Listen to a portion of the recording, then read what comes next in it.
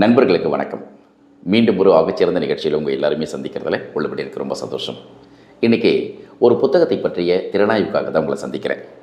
திறனாய்வுன்றதை விட நான் படித்து ரசித்த ஒரு சந்தோஷத்தை, நான் படித்து வாசித்து ஏற்படுத்தி கொண்ட ஒரு சங்கீதத்தை உங்களோட ஷேர் பண்ணிக்க போகிறேன். அவ்வளோதான். ரொம்ப ரொம்ப சிம்பிள்.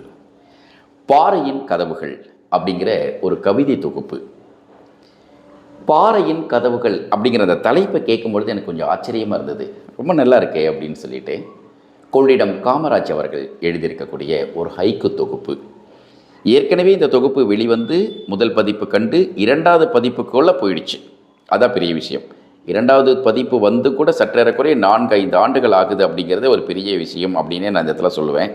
என்ன காரணம் அப்படின்னா, இந்த தொகுப்பு ரிலீஸ் ஆன சமயத்தில் 2010 செப்டம்பர் மாதம், அதே போல் பிப்ரவரி 2021 இந்த புக்கு வந்து மறுபதிப்பு கண்டிருக்கு. ஸோ 2வது பதிப்பு கண்ட சமயத்தில் வந்த புத்தகம் தான் இப்போ கையில் இருக்குது. ஓவியா பதிப்பகம் வெளியிட்டிருக்கு. கொள்ளிடம் காமராஜ் அவர்கள் எழுதியிருக்கார். அதிகபட்சமாக 74 பக்கங்கள் இருக்கக்கூடிய ஒரு சின்ன தொகுப்பு தான். சரி, இதில் என்ன எனக்கு பெரிய சந்தோஷத்தை கொடுத்தது இந்த புத்தகம் அப்படின்னா, ஹைக்கூ தொகுப்பு. ஃபஸ்ட்டு ஒரு ஹைக்கூ தொகுப்பை வாசிக்கும் பொழுது பக்கத்துக்கு 2 கவிதை 3 கவிதை இருக்க போது கடகடன்னு வாசிச்சிடலாம் அப்படின்னா, நிச்சயமாக கடகடன் தான் வாசித்தேன். ஆனால் வாசித்த பிறகு தான் புரிஞ்சுக்கிட்டேன். ஒவ்வொரு பக்கத்தையும் மறுபடியும் புரட்டி மறுபடியும் அதே கவிதையை மறுபடியும் மீள் வாசிப்புக்கு நான் உட்படுத்தி பார்த்தேன். உள்ளபடியே எனக்கு ரொம்ப சந்தோஷமாக இருந்தது. ஏன்னா ஒரு கவிதையை மறுபடியும் வாசிக்கிற பொழுது முதல்ல படிக்கும் பொழுது ஏற்படுற ஒரு உணர்வு, படித்து முடித்ததுக்கப்புறம் கிடைக்கிற உணர்வு, சாத்தியங்களே வேறு. ஏன்னா சில நேரங்கள் அந்த கவிதையை மறுபடியும் படித்தவன் இப்போ ஏற்கனவே படிச்சிட்டோம்ப்பா அப்படிங்கிற மாதிரி சொல்லுவோம் இல்லையா? ஆனால் இந்த தொகுப்பில் இருக்கக்கூடிய கவிதைகள் ஒவ்வொரு முறை வாசிக்கிற பொழுதும் எனக்கு வேறு விதமான அனுபவத்தையும் இன்னொரு தரிசனத்தையும் கொடுத்தது அப்படின்னு சொல்லணும். வலம்புரி சங்கின் உள்ளிருந்து வழிகிறது, வலம்புரி சங்கின் உள்ளிருந்து வழிகிறது, கடலின் பாட்டு. முதல் கவிதை இப்படி ஆரம்பித்த உடனே அப்படியே ஸ்டன் ஆகிட்டேன் அப்படின்னு சொல்லுவாங்க இல்லையா? நான் அப்படியே உறைந்து போய்விட்டேன் அப்படின்னு சொல்லணும். அந்த தொகுப்பினுடைய ஒட்டுமொத்தமான விஷயம் ஒரு கவிதையின் ஒரு துளி, ஒரு வரி, ஒரே ஒரு ஒற்றை சொல் அப்படியே வாசகனை வந்து கடத்தும் இல்லையா? எனக்கு இதில் வந்து கடலின் பாட்டு அப்படின்னு சொல்லும்போது வாய்ப்பே கிடையாது. என்ன இது ஒரு பிரம்மாண்டத்தை உள்நோக்கி போதே. ஐக்கூடைய தரிசனமே அப்படி தான் இருந்தாலும் இந்த தொகுப்பு முதல் கவிதை இப்படி இருக்கும்போது வாசிக்கணும் அப்படின்னு வாசிக்க ஆரம்பித்தேன். யாசகன் கனவிலும் வராத வாசகம், யாம் இருக்க பயமேன். சரி, ஓகே, சாதாரணமாக தான் இருக்குது அப்படின்னு சொல்லிட்டு, எல்லோரையும் நடுங்க வைத்தவனை மார்பில் உதைத்தது, எல்லோரையும் நடுங்க வைத்தவனை மார்பில் உதைத்தது. அடுத்த வரி தான் கை குழந்தை. நம்மகிட்ட சிரிப்பு வருது. இன்னொரு பக்கம் பார்த்தீங்கன்னா, என்ன மனுஷன் கொஞ்சம் வித்தியாசமாக எழுதியிருக்காரே அப்படின்னு சொல்லிட்டு நம்மளை அடுத்த கட்டத்துக்கு நகர்த்துறார் கொள்ளிடம் காமராஜ். பல வீடுகளில் பாத்திரம் தேய்த்தவளுக்கு பரிசாய் கிடைத்தது பழைய சோறு. கொஞ்சம் கண்ணீரையும் கொஞ்சம் நேசத்தையும் கொஞ்சம் அக்கறையையும் விதைத்த கவிதையாக அங்கே போனோன்னே இந்த கவிதை தொகுப்பு கீழே வச்சிடக்கூடாது, படித்து முடிச்சிடணும் அப்படின்னு சொல்லிட்டு கடன்னு படிக்க ஆரம்பித்தேன். முதல் உதவி செய்தேன் என் மீதும் வழக்கு, குடிசை வீடு கிழிந்த போர்வை, கொசுக்களுக்கு இரத்த தானம். சரி, சிம்பிளாக தானே போகுது அப்படின்னு நினச்சிக்கிட்டோம். பட்டமர பொந்துக்குள் பச்சை கிளிகள் வருகிறான் விறகு வெட்டி.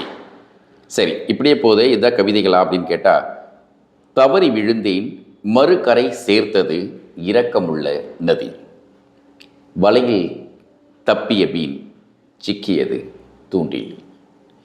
தன்னுடைய புகைப்படம் தடவி பார்க்கிறான் கண்ணில்லாதவன். அப்படியே அதிர்ந்து போயிட்டேன். நத்தையின் நீர்க்குடத்தை நசுக்கிவிட்டு போனது தண்ணீர் லாரி, மரத்தை வெட்டிய கோடாரியில். அடுத்த வரி தான் பயம், மரம்.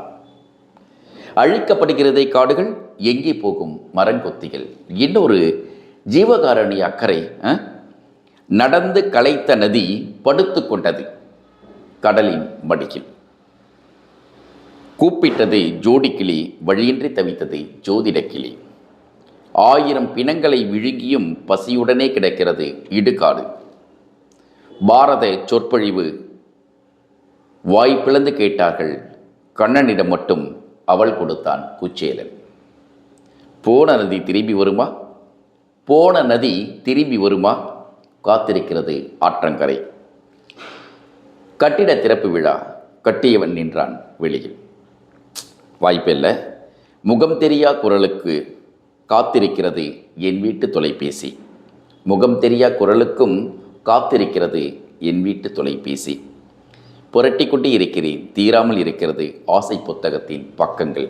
எவ்வளோ பக்கம் திறந்தாலும் கடைசி மறுபடி ஃபஸ்ட்லேருந்து படுறா அப்படிங்கிற மாதிரி எனக்கு ஒரு துணி வருது. குங்குமச்சிமிழ் உன் நெற்றியில் என் புத்தம். காதல் இல்லை, குங்குமச்சிமிழ் உன் நெற்றியில் என் முத்தம். கடைசி கவிதை இப்படி முடிக்கிறார். ஸோ இந்த தொகுப்பு பாறையின் கதவுகள் அப்படின்னோடனே, பாறையின் கதவுகள் ஒட்டி ஏதாவது கவிதை இருக்கான்னு சொல்லிட்டு நான் தேட ஆரம்பித்தேன். அப்படியே உள்ளே போயிட்டே இருக்கேன். எங்கடா இருக்குது பாறையின் அந்த கரெக்டாக மாட்டிச்சு. தட்டிக்கொண்டே செல்கிறது நதி, மூடியே கிடக்கின்றன.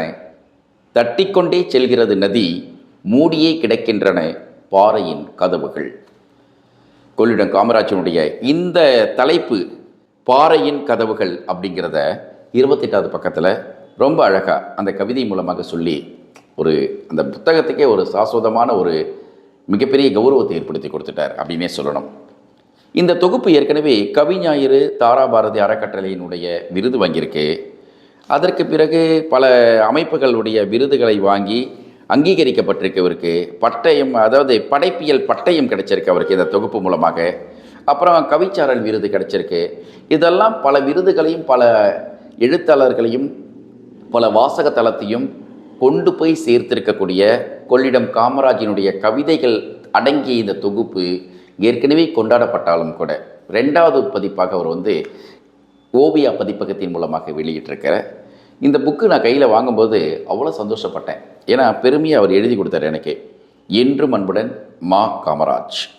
கொள்ளிடம் காமராஜ் அவர்களுடைய இந்த தொகுப்பை படிக்கும் பொழுது உள்ளபடியே எனக்கு ரொம்ப சந்தோஷமாக இருந்தது. வெட்ட வெட்ட துளிர்த்து கொண்டே இருக்கிறது காதல் மரம்.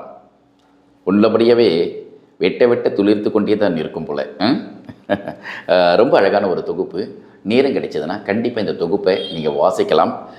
வாசிக்கிறதுக்கு இப்போதைக்கு ஓவியா பதிப்பகம் வெளியிட்டிருக்கக்கூடிய 2ஆம் பதிப்பு தான்.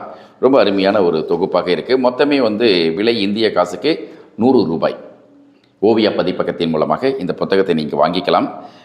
இந்த புத்தகத்தினுடைய பதிப்பாசிரியர் திரு வதிலை பிரபா அவர்கள், எழுத்தாளர் கொள்ளிடம் காமராஜ் அவர்களோட நீங்கள் பேசணும் அப்படின்னா நான் டிஸ்கிரிப்ஷனில் அவருடைய எண்ணை நான் போட்டு வைக்கிறேன். நீங்கள் அவருக்கு அழைத்து உங்களுடைய பாராட்டுகளை தெரிவிக்கலாம். சரியா?